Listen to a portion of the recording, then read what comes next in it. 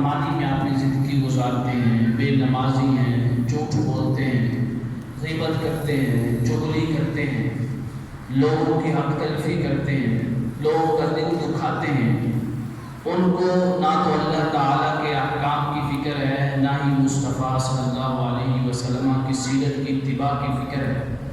تو یہ جتنے بھی لوگ ہیں جو یہ اعمال کرتے ہیں، اللہ تعالیٰ کے احکام کی خلاف ورزی کرتے ہیں، قرآن ان کو کہتا ہے یہ ظالم ہے۔ ظالم کا مطلب کیا ہے کہ یہ لوگ اپنے آپ کے اوپر ظلم کر رہے ہیں اور اللہ تعالیٰ کی نافرمانی میں زندگی گزار رہے ہیں۔ تو قرآن کیا کہہ رہا ہے؟ قرآن کہہ رہا ہے جو لوگ ظالم ہیں ان کی صحبت میں نہیں بیٹھنا ہے، ان کی معیت میں نہیں بیٹھنا ہے، ان کے ساتھ نہیں بیٹھنا ہے۔ اب آپ مجھے ذرا بتائیں کہ اگر ہمارے گھر کے اندر جو ہماری کفالت کرنے والے لوگ ہیں یا ہم جن کی کفالت کر رہے ہیں یا گھر کی چار دیواری میں جتنے افراد بیٹھے ہیں، اگر وہ بے نمازی ہیں، اگر وہ نماز نہیں پڑھتے ہیں، ہمارے ہاں 5 وقت کی نماز تو کیا، ہم تو ہفتے میں ایک نماز بھی نہیں پڑھتے۔ اب تو ایسا وقت آ چکا ہے، اتنی غفلت چھا چکی ہے، ہر گھر کی چار دیواری کے اوپر غفلت کی چھت ہے، رحمتوں کی چھت نہیں ہے، برکتوں کی چھت نہیں ہے، اطاعتوں کی چھت نہیں ہے، اتباع الہی کی چھت نہیں ہے۔ اگر ہمارے گھروں کے اوپر کوئی چھت ہے وہ اللہ کی نافرمانی کی ہے، اللہ کے احکام کی خلاف ورزی کی ہے، جھوٹ بولنے کی ہے، نمازیں چھوڑنے کی ہے، حق تلفی کرنے کی ہے، اور اپنی زندگی کو یوں گزارتے ہیں جیسے ہمارے لیے کوئی نظام دین ہے ہی نہیں ہے، کوئی اسلام نے کوئی نظام دیا ہی نہیں ہے۔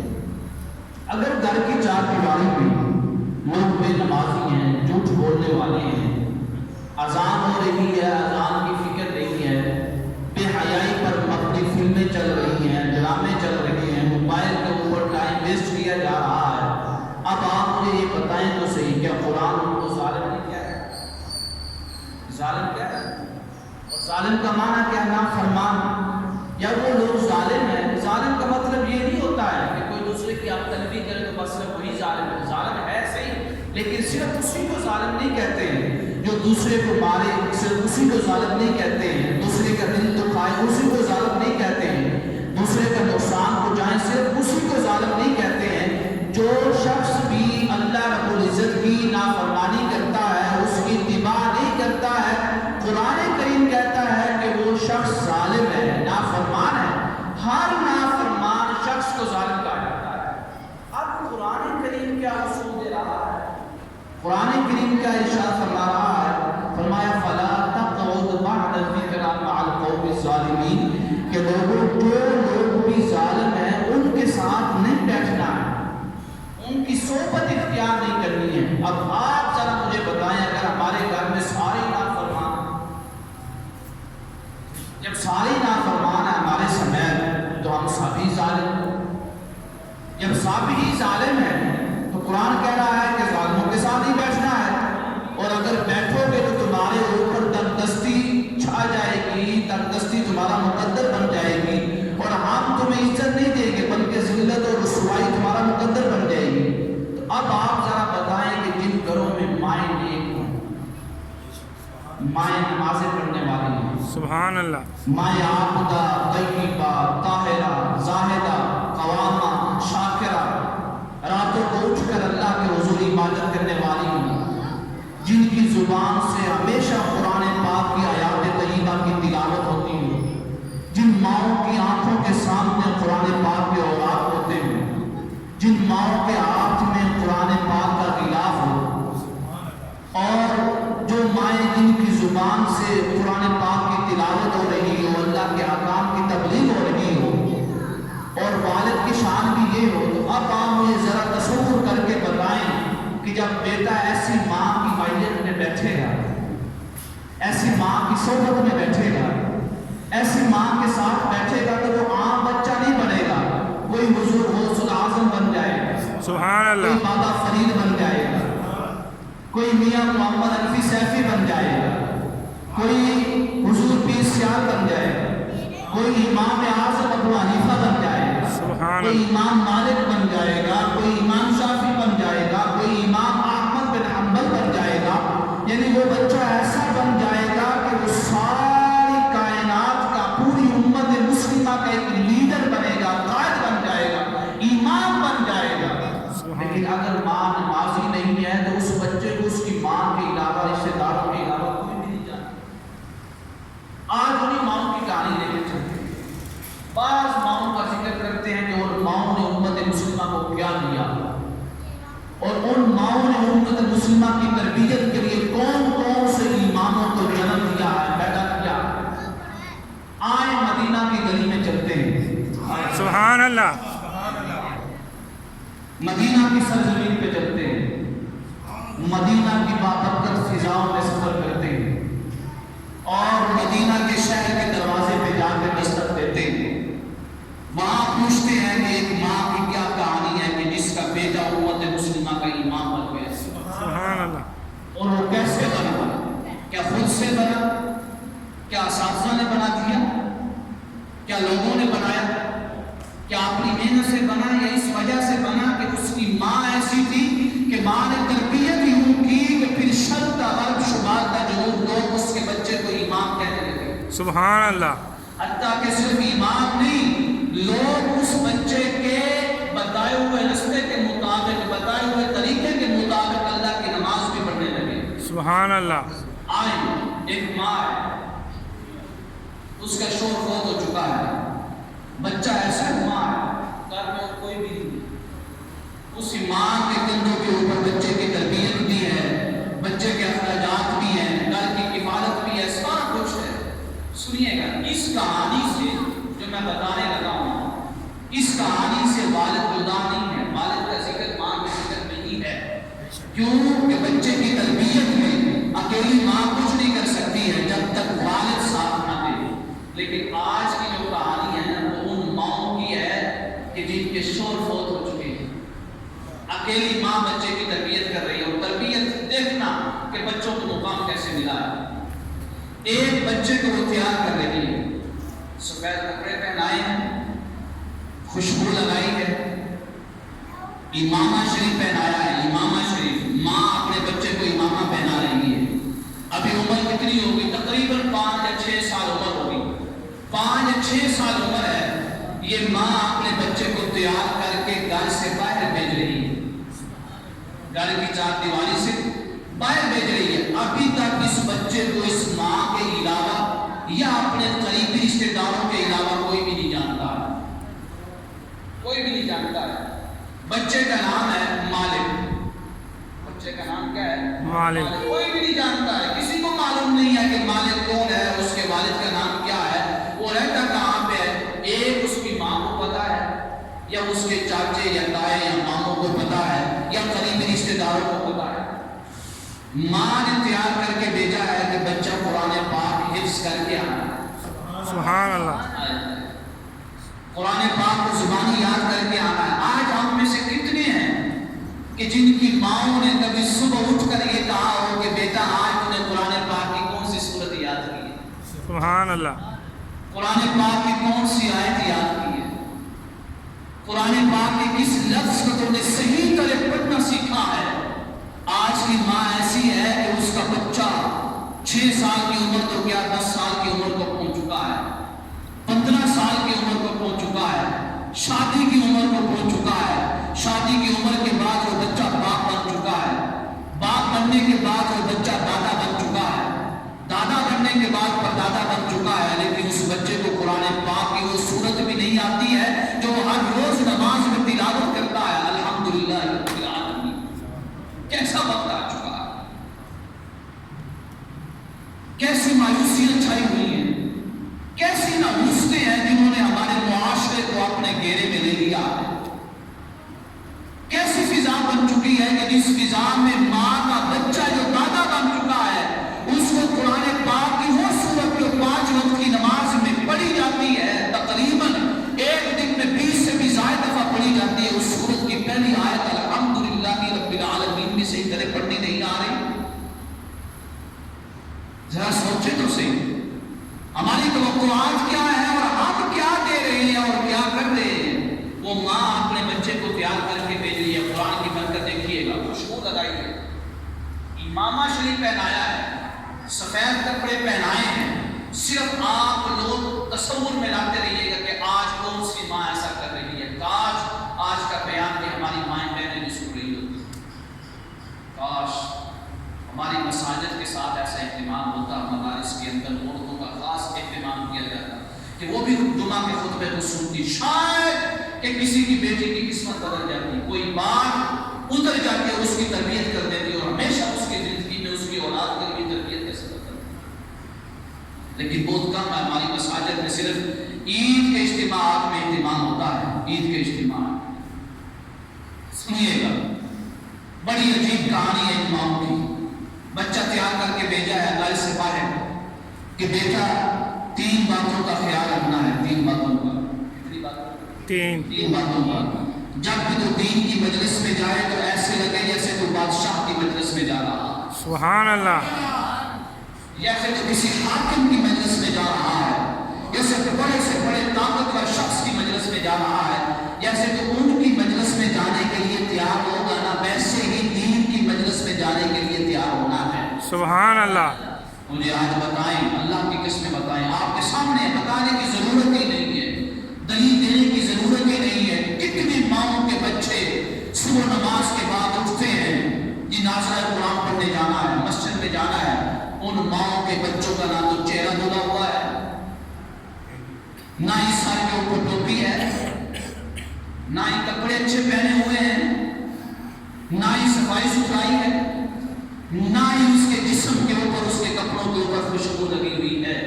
اس ماں کو کیا علم ہے کہ یہ وہ کتاب پڑھنے جا رہا ہے کہ جس کو پڑھنے کے بعد انسان کے ظاہر سے تو کیا، انسان جہاں بیٹھتا وہیں سے خوشبو آنا شروع ہو جاتی ہے۔ سبحان اللہ۔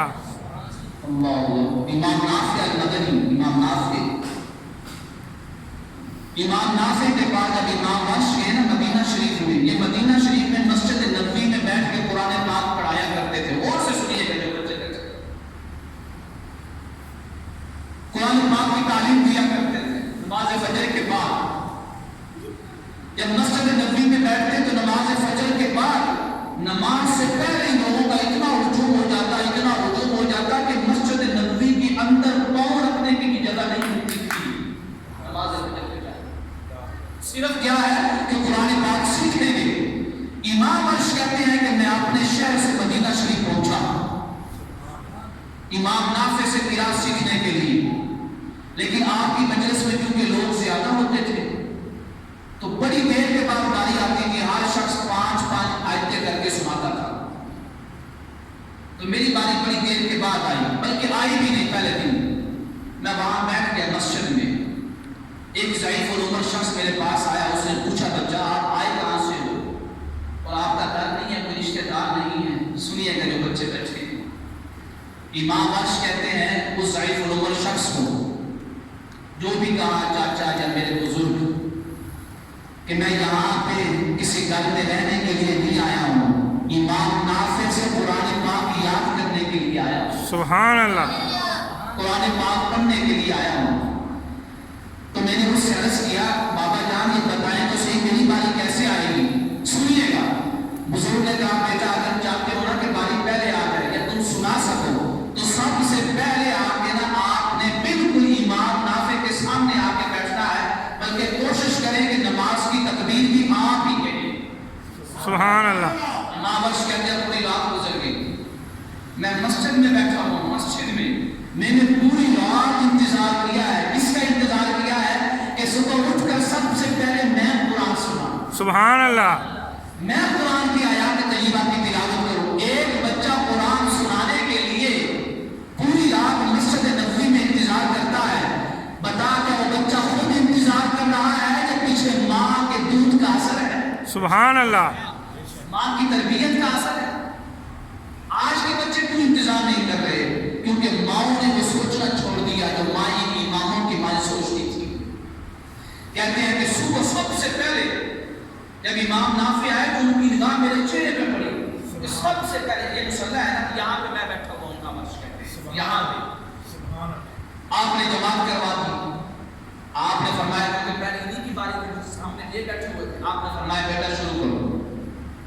کہتے ہیں اللہ تعالیٰ کی قدرت یہ تھی کہ میری آواز بڑی خوبصورت تھی، بڑی خوبصورت آواز تھی۔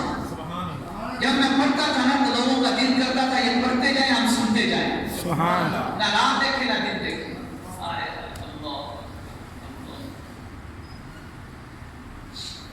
یہ دیکھ لیں ہماری حالت مسئلہ، ہم نے راتوں کو تہجد کیا پڑھنی ہے، 5 وقت کی نماز کیا پڑھنی ہے، ہفتے کے بعد اللہ اکبر، ایک جمعہ آتا ہے، ایک جمعہ سوائے پورے گجرانوالہ شہر میں 4 یا 5 مسجدوں کو چھوڑ کر ہر مسجد کی نہیں آئے۔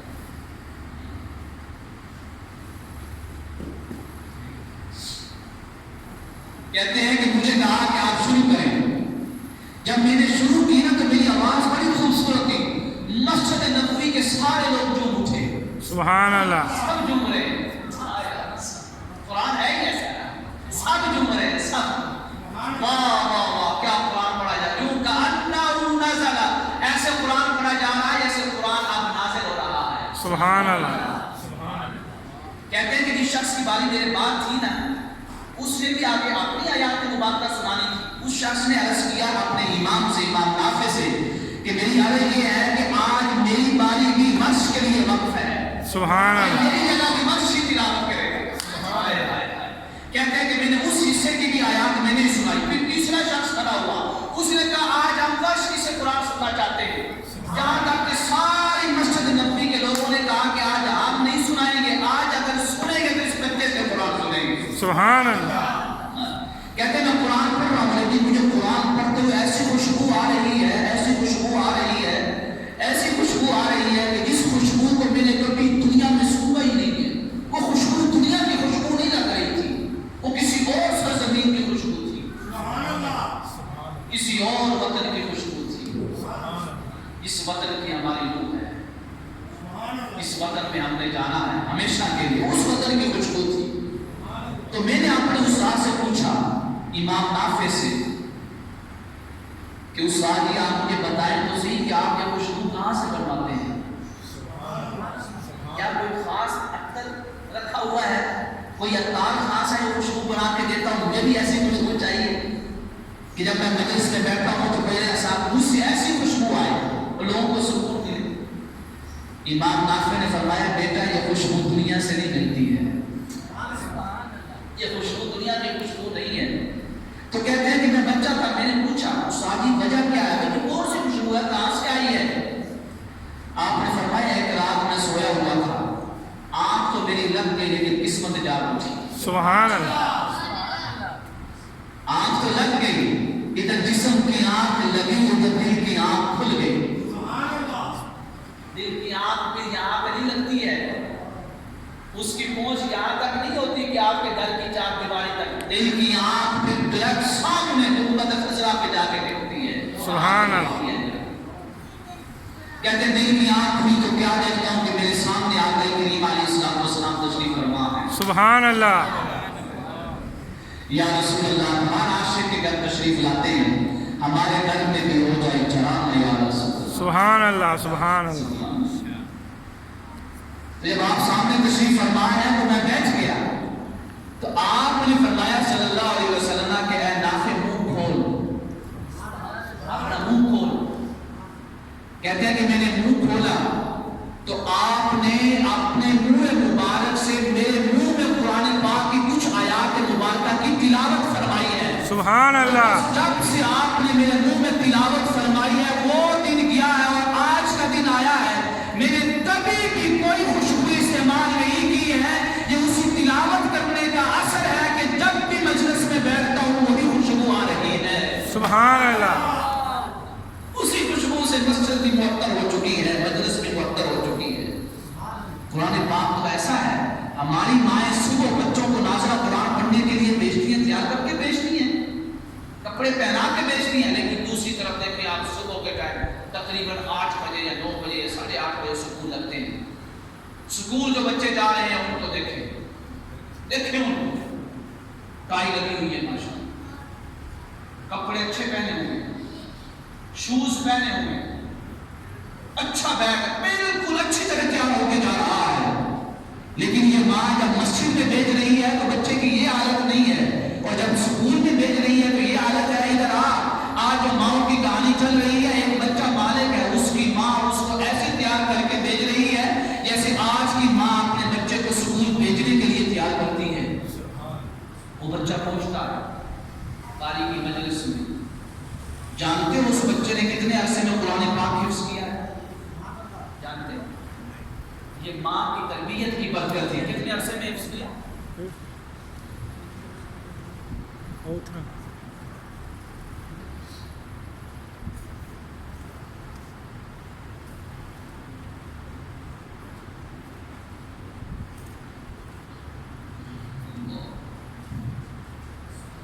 کتنے عرصے میں حفظ کیا ہوگا؟ اس بچے نے قرآن پاک صرف 6 ماہ میں حفظ کیا ہے. 6 ماہ میں. سبحان اللہ. وہ 7 سال کی عمر کا بچہ ہے اور کیا بن گیا ہے؟ قرآن کا قاری بن گیا ہے. سبحان اللہ. آج کہاں ہے جو 7 سال کی عمر میں قرآن پاک بھی حفظ کرنے حافظ ہوں؟ یہ نہیں ہے کہ شروع سے لے کے آخر تک حفظ تو کیا ہے لیکن جب بعد میں سنا جائے تو ایک بھی آیت نہ سنا سکے. نہیں، قاری تھے. جہاں سے سننا چاہتے ہو قرآن سنا سکتا تھا وہ بچہ. قرآن حفظ کر دیا ہے. اب ماں نے کہا بیٹا ابھی تیرا کام ختم نہیں ہوا ہے. اب جو قرآن پڑھا ہے نا اس کو سمجھنا بھی سیکھیے. قرآن تجھ سے کیا کہہ رہا ہے؟ سبحان اللہ. یہ قرآن تجھ سے کلام کیا کر رہا ہے؟ اس ماں نے اس طرح بچے کی تربیت کی، اس طرح بچے کی تربیت کی کہ جس بچے کو کوئی جانتا نہیں تھا ایک مقام ایسا آیا کہ شرق تا غرب، شمال تا جنوب، پوری دنیا میں لوگ اس کو امام مالک بن انس کے نام سے یاد کرنے لگ گئے. سبحان اللہ. اور لوگوں نے ان کی فکر کو اپنا لیا، مالکی بن گئے. اور جانتے جب ان کی مجلس ہوتی تھی نا، ان کی مجلس آپ شاہی لباس پہن کے آتے. امام مالک بن انس مدینہ شریف میں رہے، شاہی لباس پہن کے آتے مجلس میں حدیث مبارکہ سنانے کے لیے. بڑا قیمتی لباس اور بڑا غسل کر کے پاک صاف ہو کے خوشبوئیں لگا کے ایک شخص آپ کی مجلس میں نہ پھرتا تھا چھڑی لے کے پھرتا تھا تاکہ کوئی کلام نہ کرے، کوئی بولے نہ. کسی نے پوچھا، یہ بات سننے والی ہے، کسی نے پوچھا کہ آپ کا یہ شخص چھڑی لے کے کیوں پھرتا ہے، کیوں لوگوں کے سر پہ مارتا ہے؟ مارنے کے مراد یہ کہ ایسے کرتے چھوٹا پیار سے، یعنی خاموش ہو جاؤ. کیوں مارتا ہے؟ آپ نے فرمایا ہے کہ یہ اس مجلس میں آیا ہے جو آقا کریم علیہ السلام کی مجلس مبارکہ ہے. سبحان اللہ. کیونکہ جس جگہ آپ کی حدیث پڑھی جا رہی ہے، جس جگہ قرآن پاک پڑھا جا رہا ہے، پھر وہ مجلس پڑھنے والے کی نہیں ہے، وہ مجلس اس کی ہے جس کے اوپر قرآن بھی نازل ہوا ہے اور احادیث بھی نازل ہوئی ہے. وہ مجلس مصطفیٰ کی مجلس بن جاتی ہے. سبحان اللہ. تو قرآن نے کہا ہے کہ جو مصطفیٰ کی مجلس میں بولتا ہے ان کے اعمال ضائع کر دیے جاتے ہیں. اس ماں نے اپنے بچے کو ایسا تیار کیا، بچے کو کیا لوگ کہنے لگے؟ امام مالک بن انس. امام مالک بن انس. آگے چلیں. ایک بچہ ہے وہ مسکت میں رہ رہا ہے، مسکت میں یعنی عمان میں. وہ ماں اکیلی ہے اس بچے کی. اس بچے کا والد فوت ہو چکا ہے. گھر میں کوئی کفالت کرنے والا نہیں ہے، کوئی بھی نہیں ہے جو خرچہ اٹھائے. وہ ماں اپنے بچے کو لے کے پتہ کہاں جاتی ہے؟ مصر آتی ہے. مصر کس کے لیے؟ علم کی تلاش میں کہ میرا بچہ علم دین پڑھے، علم دین. یہ سٹوری کا والد کو بھی سنا رہا ہوں جو ماں کا نام لے رہا ہوں، لیکن آج کا موضوع ماؤں کی کہانی ہے کہ جنہوں نے اپنے بیٹوں کو امام بنا دیا. امام امت مسلمہ کا رہنما بنا دیا، مقتدر بنا دیا، مرشد بنا دیا. وہ ماں اپنے بچے کو لے کے مسکت سے وہ ماں سے مصر پہنچتی ہے علم کی تلاش میں، علم دین کی تلاش میں کہ اس کا بچہ علم دین پڑھے، علم دین سیکھے. صرف پڑھے نہیں بلکہ ایسا پڑھے، ایسا پڑھے، ایسا پڑھے کہ لوگ اس بچے کو عالم نہیں بلکہ امام، پیر اور مرشد کہیں. ایسا علم دین پڑھے. بچے کو لے کے مصر پہنچی ہے. بچے کا نام محمد ہے. سبحان اللہ. سبحان اللہ.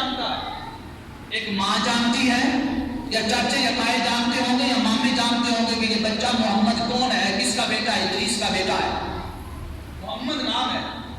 ماں اپنے بیٹے محمد کو لے کے وہ ماں سے مصر پہنچتی ہے. کس کے لیے؟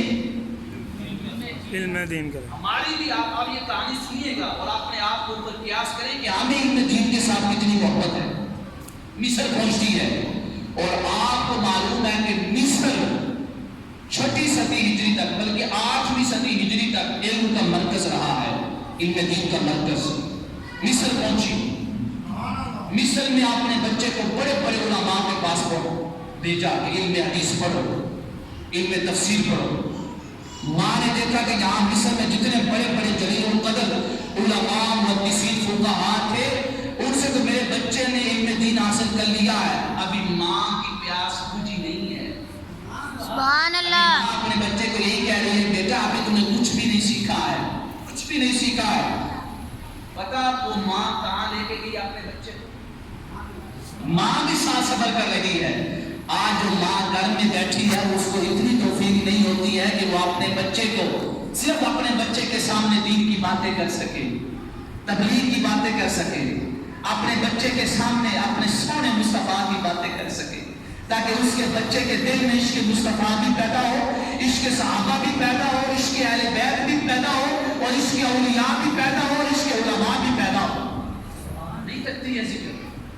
وہ بچہ چھوٹا ہوتا ہی جوانی ہونے تک وہ یہی سنتا ہے ماں کی زبان سے، میرا بچہ بڑا ہو کے میرا سہارا بنے گا، میرا بچہ بڑا ہوگا تو ہمارے حالات بدلیں گے، میرا بچہ بڑا ہوگا تو گاڑی آ جائے گی، میرا بچہ بڑا ہوگا تو گھر اچھا بنے گا، میرا بچہ بڑا ہوگا تو دنیا یہ ملے گی، میرا بچہ بڑا ہوگا تو یہ ہوگا۔ وہ بچہ یہی سنتا ہے بڑا ہوں گا تو یہ گھر کے حالات صحیح کرنے ہیں، بڑا ہوں گا تو بینک بیلنس بڑھانا ہے، یہ بڑا ہوں گا تو والدین کی غربت ختم کرنی ہے۔ کیوں؟ یہ کیوں بار بار کہہ رہا ہے؟ وہ کیوں سوچ رہا ہے بار بار اپنے مستقبل کے بارے میں؟ کیونکہ جب سے اس نے اور سنبھالا ہے اپنی ماں کی زبان سے اور اپنے والد کی زبان سے یہی ایک لفظ سنا ہے کہ میرا یہ بیٹا بڑا ہوگا، پڑھے لکھے گا، پڑھ لکھ کر اس کی نوکری لگے گی تو ہمارا سہارا بنے گا۔ کاش کاش کاش اگر اس ماں نے یہ کہا ہوتا کہ یہ میرا بیٹا بڑا ہوگا تو دین کا نظام دنیا میں پھیلائے گا، دین کا سہارا بنے گا، دین کی تبلیغ کرے گا۔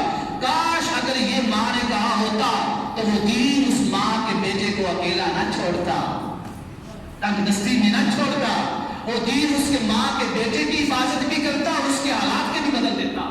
لیکن ہماری مائیں کبھی ایسا کہتی نہیں ہے۔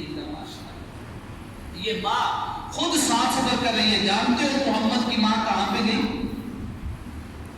کہاں پہ گئی؟ مسکت سے نکلی ہے۔ یہ نہیں کہ میرے گھر کے حالات بدل جائیں، یہ نہیں کہ میری کوٹھی بن جائے، میرے بچے کے پاس کار آ جائے، گاڑی آ جائے، اس کے لیے نہیں نکلی ہے۔ وہ ماں عمان سے مصر پہنچتی ہے کس کے لیے؟ تاکہ اپنے معبود کی آنے والی جو امت مسلمہ ہے وہ بچہ ان کا رہنما بن سکے، ان کا امام بن سکے، ان کی رہنمائی کر سکے۔ مصر پہنچتی ہے، مصر میں علم دین پڑھاتی ہے۔ مصر سے اب کہاں کا سفر شروع ہو رہا ہے؟ ماں کا محمد کے ساتھ، اپنے بیٹے کے ساتھ مکہ شریف پہنچتی ہے۔ مکہ شریف پہنچتی ہے، اور جانتے ہو ماں کہاں کس کی مجلس میں پہنچتی ہے؟ یہاں سٹوری سننے والی ہے، کس کی مجلس میں لے کے جاتی ہے، بیچتی ہے؟ اسی دوسرے بچے کی مجلس میں جس کا ذکر ابھی ہوا، امام مالک کی مجلس میں۔ سبحان اللہ، امام مالک کی مجلس میں پہنچتی ہے۔ بیٹا جب آگے جاتا ہے محمد، امام مالک کہتے ہیں ابھی اجازت نہیں ہے، چھوٹا ہے۔ محمد نے کہا امام مالک سے کہ میں آپ سے آپ کی جو کتاب حدیث شریف کی موطا وہ پڑھنا چاہتا ہوں۔ آپ نے فرمایا بیٹا آپ چھوٹے ہو، ابھی آپ نہیں پڑھ سکتے ہو حدیث کی کتاب، آپ قرآن پاک پڑھو، حفظ کرو، یہ کرو یا فلاں کام کرو، تھوڑے بڑے ہو جاؤ تو پھر آنا میں اپنی کتاب پڑھا دوں۔ بچہ پریشانی کی حالت میں اپنی ماں کے پاس آیا، ماں نے تو بھیجا تھا امام مالک کی مجلس میں، ماں کے پاس آیا، عرض کیا کہ مجھے پڑھانا نہیں چاہتے۔ آپ نے فرمایا تجھے تیار کس لیے کر کے لائی ہوں؟ اپنا آپ ظاہر تو کرنا تھا، استاد کے سامنے ظاہر تو کرنا تھا نا، کہ استاد تجھے دیکھ کر ہی کہتا کہ اب میں تجھے خود پڑھاؤں گا، اپنے پاس رکھوں گا، تیار کر کے تو اس لیے لائی ہوں۔ مسکت سے چلی مصر پہنچی، مصر سے آئی ہوں مکہ شریف آئی ہوں، مکہ سے مدینہ شریف آئی ہوں، ابھی بھی تجھے استاد ہی پڑھانا چاہتا ہے۔ محمد سمجھ گئے، آپ نے اس کے جی اماں کا بالکل ایسے ہی۔ دوسرے دن مجلس میں پہنچتے ہیں، امام مالک رحمہ اللہ آپ اپنی مجلس میں تشریف فرما ہیں، بڑا شاہی لباس پہنا ہوا، قیمتی لباس، حضور کی حدیث پڑھانے کے لیے۔